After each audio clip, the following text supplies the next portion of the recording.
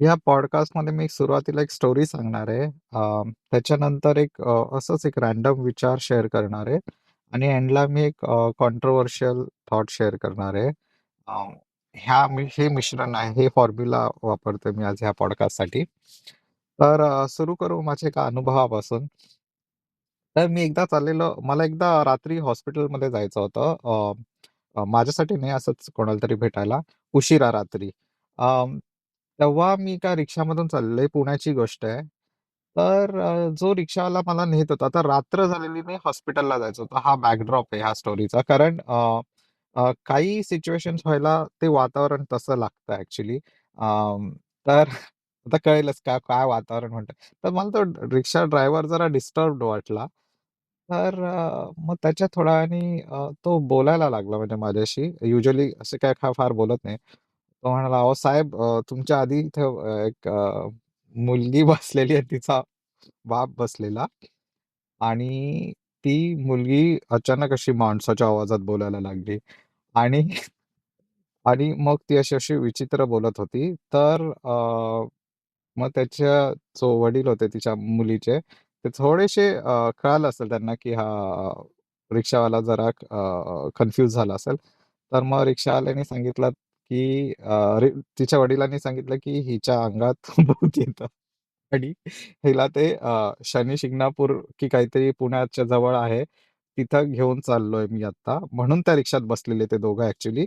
ते ट्रेन किंवा एस-टी स्टॉपला जाणार होते.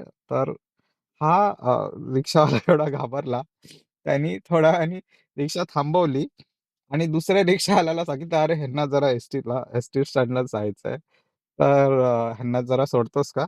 तर दुसऱ्याला काय माहिती नव्हतं काय भानगड आहे. तो म्हणाला, "ठीक आहे." मग ह्यानी त्याला बसवलं, त्या 2 लोकांना आणि त्या दुसऱ्या रिक्षाच्या ह्याच्यात बसवलं त्यांनी. अ, त्या माणसाला आणि त्या मुलीला जिच्या अंगात यायचं भूत असं होती स्टोरी, अशी सिच्युएशन झालेली आणि मग त्यांनी पाठवलं एस-टी स्टँडवर त्या दोघांना. अ, आणि मग त्याच्यानंतर तो थांबलेला आणि त्याच्यानंतर मी त्या रिक्षामध्ये चढलो. त्यामुळे तो अजून त्याच स्टेटमध्ये होता, घाबरलेल्या सिच्युएशनमध्ये होता, की असं कोणतरी मागे त्याच्या मुलगी बसलेली आणि मग तो सांगायला लागला. मग थोडा डिफेन्सिव्ह झाला तो. तो म्हणाला, की "असं काही नाहीये, की मी घाबरतो नेहमीच." तो म्हणाला, "मी एक 5-6 वर्ष ॲम्ब्युलन्स चालवलेली त्याच्या आधी. त्यामुळं मी डेड बॉडी." आता आपल्याकडे ॲम्ब्युलन्सचा एक साइड बिझनेस असा आहे, की इव्हन डेड बॉडीजला जर कुठे न्यायचं असेल, तर ॲम्ब्युलन्समधूनच नेतो आपण.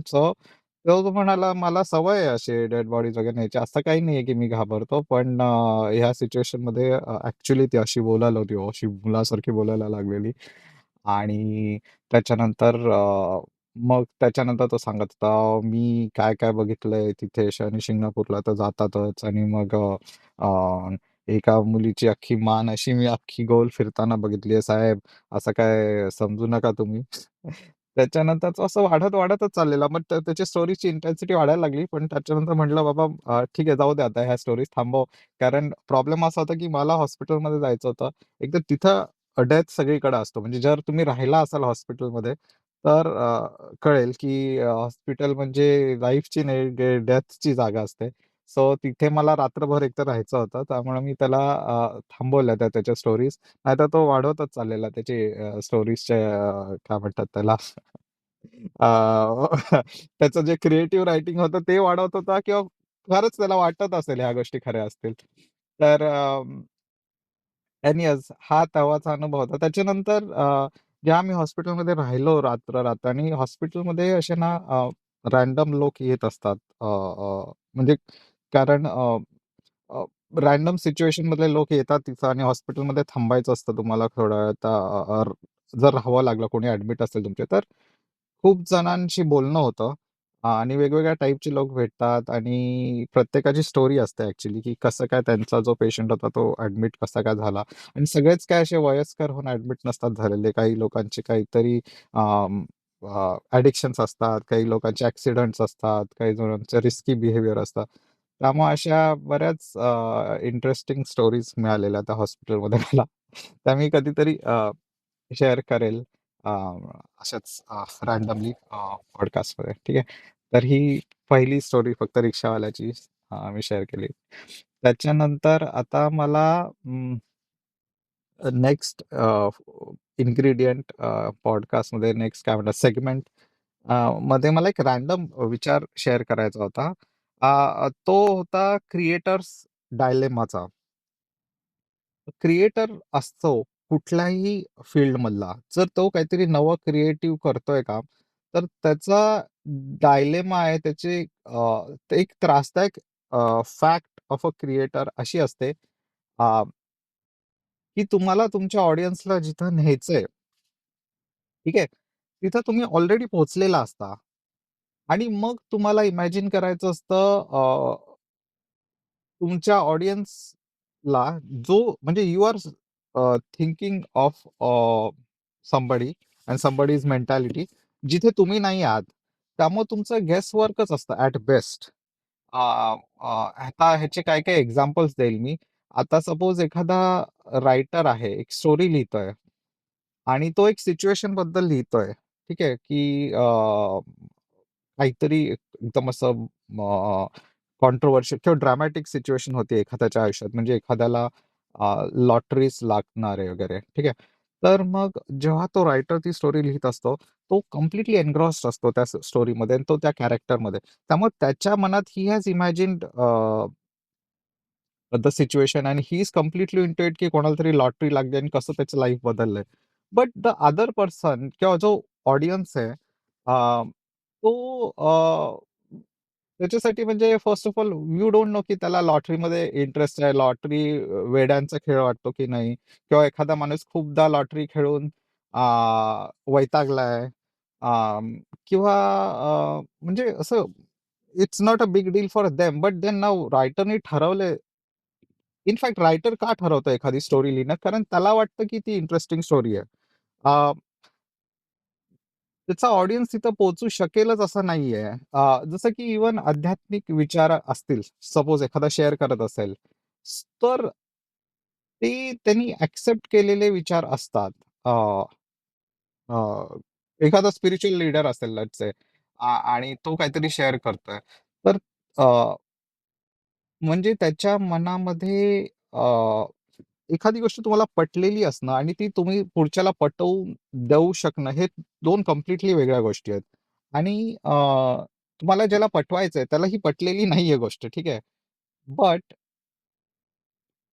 Somebody has to teach somebody else assuming की त्याच्या मनात काय असेल किंवा त्याला कुठल्या स्टेप्सनी तो शिकू शकेल. अ, किंवा एखादा पेंटर असतो, तो एखादी पेंटिंग बनवतो. पहिली गोष्ट एखादा पेंटर एखाद्या विषयावर पेंटिंग बनवतोय. ह्याचं रिझनच असं आहे, की त्याला त्या विषयावर इंटरेस्ट आहे.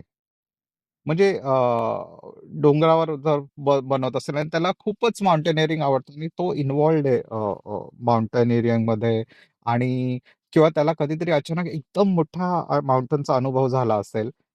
तर ही is already fascinated by that subject. तर आणि मग तो जे कलर्स पिक करतो, तो आयदर स्नो दाखवेल किंवा तो झाडं दाखवेल किंवा झाडं नसलेलं एक डेझर्ट टाइप सिच्युएशनचा डोंगर दाखवेल. बट प्रॉब्लेम असा असतो, की he is already bought into it. जो कलाकार आहे, जो क्रिएटर आहे. म्हणूनच तो तो विषय बनवतोय. पण त्याचा जो ऑडियन्स असतो त्याला may be he may or may not be in that particular frame of mind, right? अ, त्यामुळं कला एक तर सब्जेक्टिव्ह होऊन जाते. म्हणजे अ, अ, कोण बघतं त्याच्याकडे त्या कलेकडे त्याच्यावर डिपेंड करतं तो किती ॲप्रिशिएट करू शकेल की नाही त्या डोंगराच्या पिक्चरला. जोकचं पण असंच असतं ॲक्चुअली. जोकमध्ये पण हे खूप बघायला मिळतं स्टँड कॉमेडीमध्ये. कारण एखादा जोक एखादा सांगतोय, त्याच्या मनात तो फनी आहे ऑलरेडी, म्हणून त्यांनी तो विषय घेतलाय. सगळ्या जगाला ती सिच्युएशन फनी वाटेलच असं नाहीये. पण प्रॉब्लेम असा असतो ना, कला ॲक्चुअली आपण म्हणतो, की कलाकार जो असतो, तो स्वतःमध्येच राजा असतो असं वाटतं आपल्याला ना, की म्हणजे तो जगाची पर्वा न करणारा आणि एकदम इंडिपेंडंट सोल आणि असा काय म्हणतात त्याला एक रेबेल मानला जातो आपल्याकडे. कलाकार असणं म्हणजे आपण म्हणतो की अ, एखादा फोटोग्राफीची पॅशन फॉलो करतोय किंवा एखादा कलाच फॉलो करतोय, तर तो रेबेल मानतो आपण. आणि बट तसं बघायला गेलं तर कलेसारखं मोहताज दुसरं काही नाहीये ॲक्चुअली ह्या जगात. जसं कारण एखाद्याने एक पेंटिंग काढलं, भलेही तो एकदम इंडिपेंडंट रेबेलियन असेल.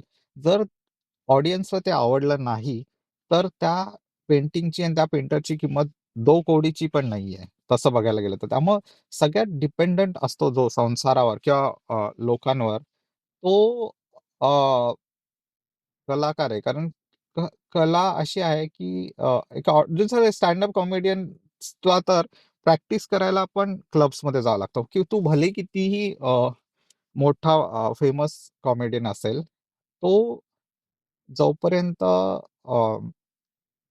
ऑडियन्स समोर जात नाही आणि त्याला कळत नाही, की ऑडियन्स हसतंय की नाही, तोपर्यंत त्याच्या जोकला 2 कवडीची पण किंमत नसते.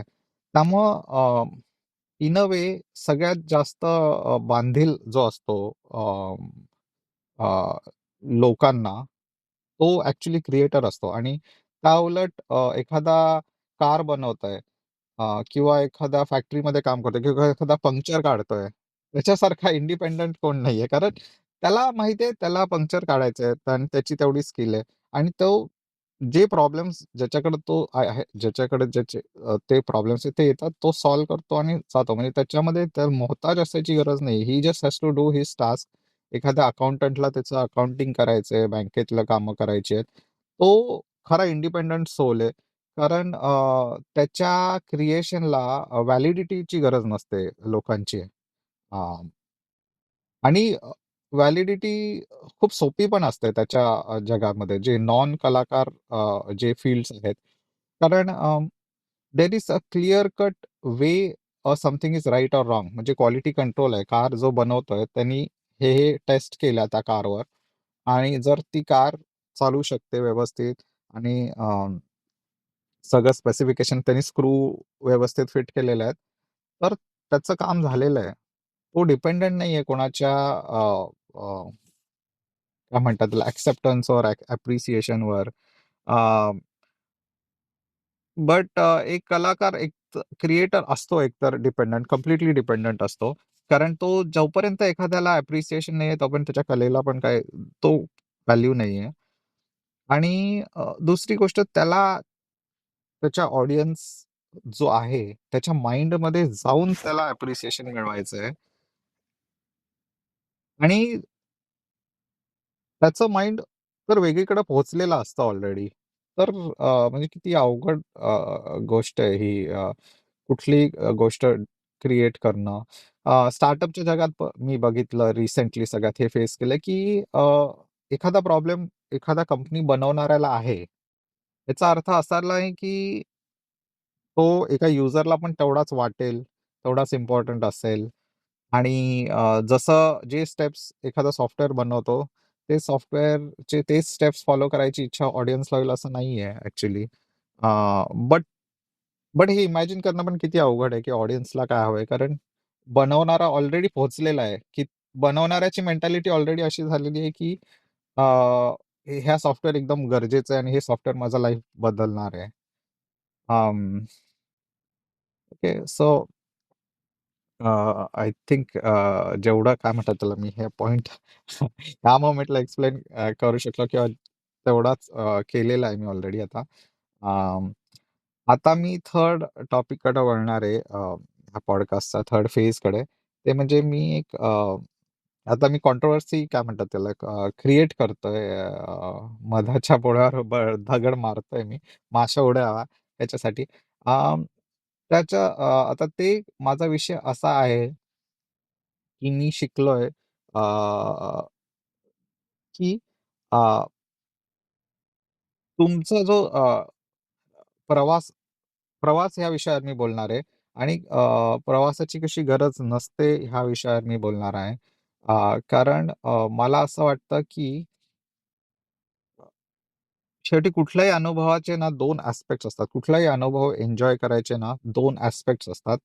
ते मल्टिप्लिकेशन असतं ॲक्चुअली. मल्टिप्लिकेशन 2 गोष्टींचं, की बाहेरचा एक्सटर्नल फॅक्टर्स किती चांगले आहेत. ठीक आहे. म्हणजे बाहेर अ, अ, किती ब्युटी आहे किंवा किती सरप्राईज आणि किती सिच्युएशन अशी आहे, की तुमचं माइंड एकदम इन्व्हॉल्व होऊ शकेल. ठीक आहे. आणि सेकंड मल्टिप्लिकेशन फॅक्टर असं असतं, की अं, की तुमचं किती कॅपॅसिटी आहे जग ॲप्रिशिएट करायची. ठीक आहे. तर माझा कंट्रोव्हर्शियल पॉइंट असा आहे, की सपोज तुमची कपॅसिटी असेल जग एन्जॉय करायची आणि जगात एन्ग्रॉस व्हायची आणि इमर्स व्हायची आणि ॲप्रिशिएट करू शकायची आणि थॉटलेस बनू शकायची. जर ती तुमच्या माइंडमध्ये जर कपॅसिटी इनफ असेल, तर तुम्हाला एन्व्हायर्नमेंट खूप बदलायची गरज नसते. तर ह्याचं मी कोरिलेशन आता प्रवासाशी असं लावेल, की जर तुम्ही चांगल्या-चांगल्या ठिकाणी फिरत असाल आणि त्याच्यामध्ये तुम्ही तुमचे रिसोर्सेस घालवत असाल, तर तुम्हाला आनंद मिळतो ह्याच्यात काही डाऊट नाहीये. बट सपोज तुम्ही हे बदलू शकला कपॅसिटी, तुमची थॉटलेस व्हायची, तुमची इमर्स व्हायची कपॅसिटी बदलू शकला, तर तुम्ही प्रवास न करताही तेवढा आनंद मिळवू शकता. म्हणजे तुम्ही लांब प्रवास करायची आणि प्रवासामध्ये खूप तुमचे टाईम आणि रिसोर्सेस आणि हे घालवायची गरज नसते. तुमच्या शेजारच्या बागेत किंवा तुमच्या ड्रायव्हिंग डिस्टन्सवर जो एक डोंगर आहे किंवा जे पाणी आहे, ते बघून तुम्ही जेवढा आनंद मिळवू शकता एवढाच आनंद तुम्हाला मिळणार आहे खूप लांबचा प्रवास करून आणि खूप खर्च करून आणि खूप वेळ घालवून. त्याच्यामध्ये काही फरक नाही आहे ॲक्चुअली. म्हणजे आनंदी राहावं आणि आयुष्य जगावं आणि आयुष्य एन्जॉय करावं ह्याच्यासाठी तुम्ही खूप प्रवास आणि खूप लांबचा प्रवास केला पाहिजे असं नाही आहे. तुम्ही तुमच्या नॉर्मल आयुष्यात, दैनंदिन जीवनात आणि वीकेंडच्या ट्रॅव्हलमध्ये पण एक्झॅक्टली तेवढाच आनंद मिळवू शकता, जर तुमची मेंटल कॅपॅसिटी असेल to enjoy life and enjoy your surroundings. So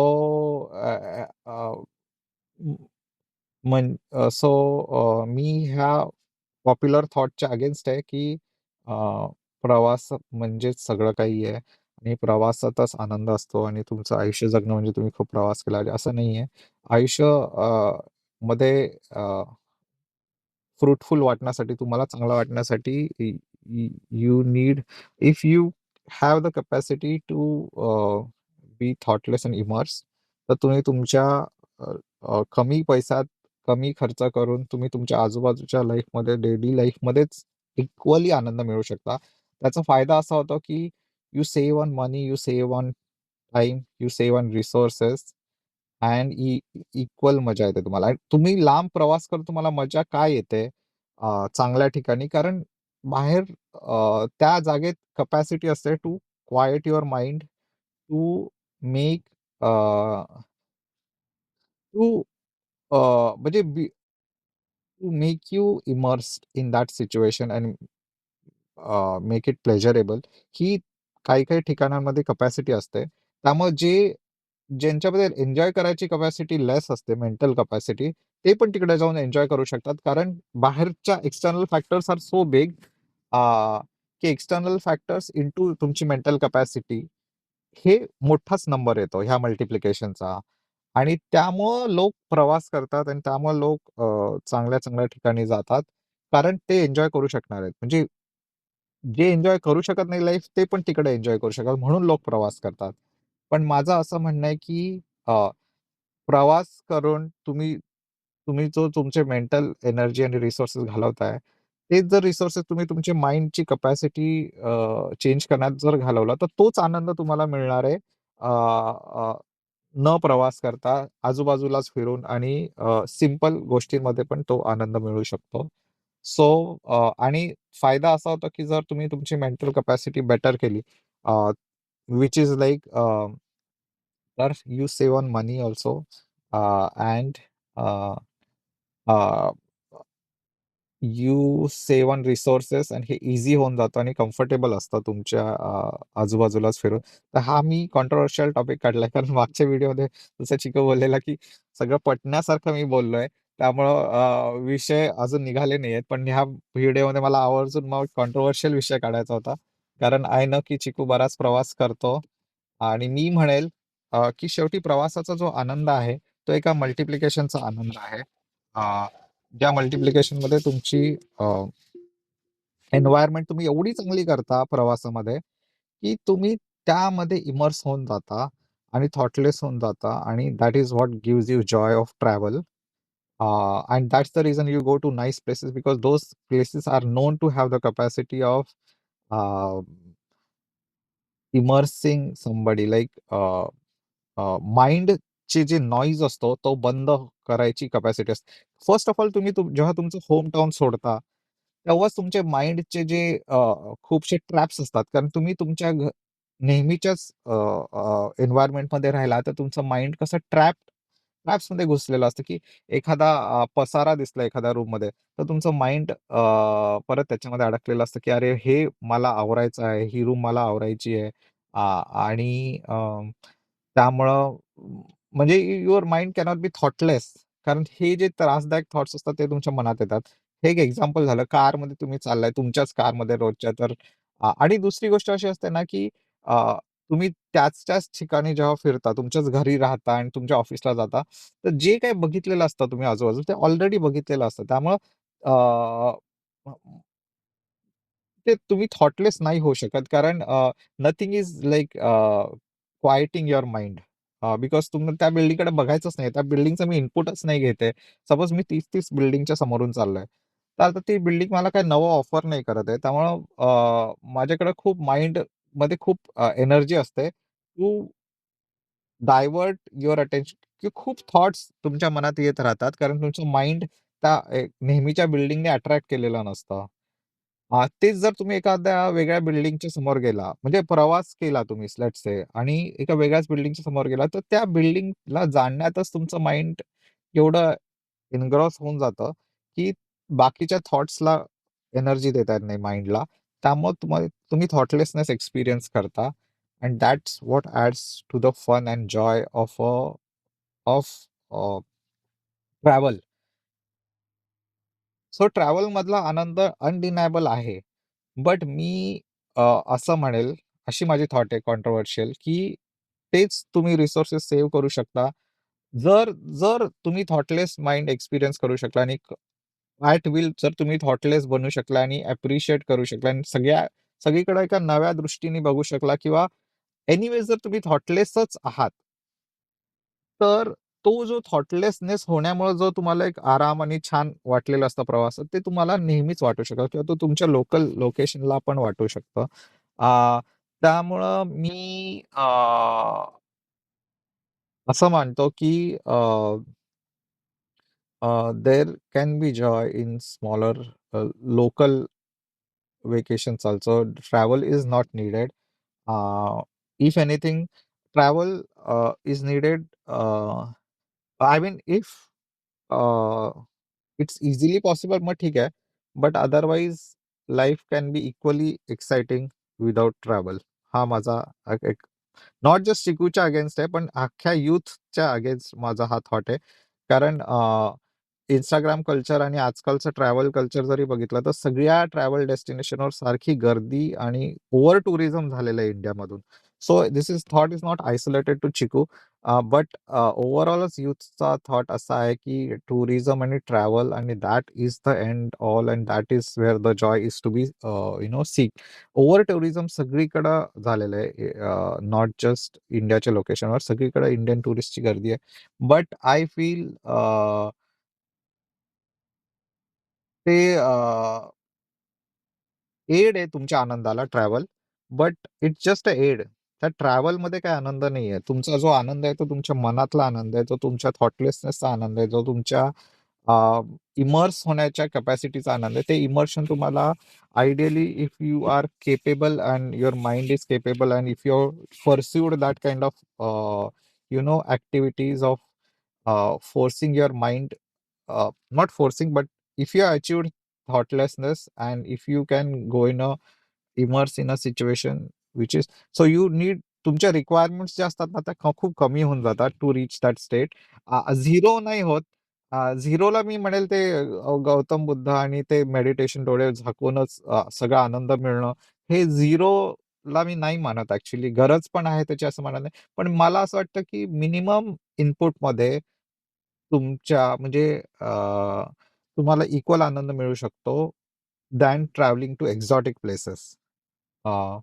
हा माझा थॉट आहे आणि ह्यावर डेफिनेटली हे इज काइंड ऑफ काय म्हणतात त्याला मी अ, सुरुवातच केली ऑब्व्हियसली डिस्कशनची. This is not like end of discussion म्हणून किंवा म्हणजे माझे कन्क्लुजन्स मी शेअर नाही करत आहे. बट मी काय म्हणतात इन्व्हाईट करतोय प्रपोजल असतात, इन्व्हाईट करतात लोक रिक्वेस्ट फॉर प्रपोजल्स असतात सॉफ्टवेअरमध्ये पण. की why am I wrong here in my thought I would like to know. Anyways so ह्या 3 गोष्टी कंप्लीट करून मी माझा हा पॉडकास्ट संपवतोय. आपण भेटूया पुढच्या आठवड्यात.